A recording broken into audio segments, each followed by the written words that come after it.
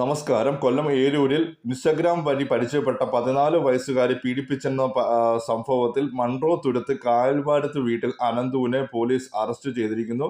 ഇദ്ദേഹം കഴിഞ്ഞ 4 മാസം മുമ്പാണ് ഇൻസ്റ്റഗ്രാം വഴി ഈ പെൺകുട്ടിയെ പരിചയപ്പെടുന്നത്.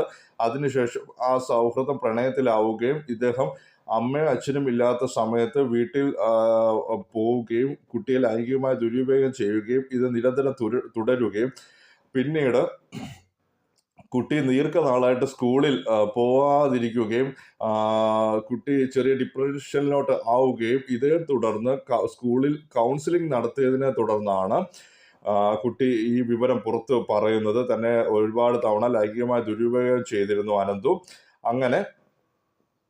അങ്ങനെയാണ് മൺട്രോ തുരുത്ത് പോലീസ് അനന്തുവിൻ്റെ പേരിൽ കേസെടുക്കുന്നത്. ഇപ്പോൾ കുട്ടി മൊഴി കൊടുത്തിട്ടുണ്ട്.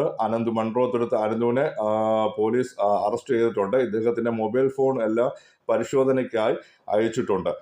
ദയവായി ചാനൽ സബ്സ്ക്രൈബ് ചെയ്യുക. നന്ദി, നമസ്കാരം.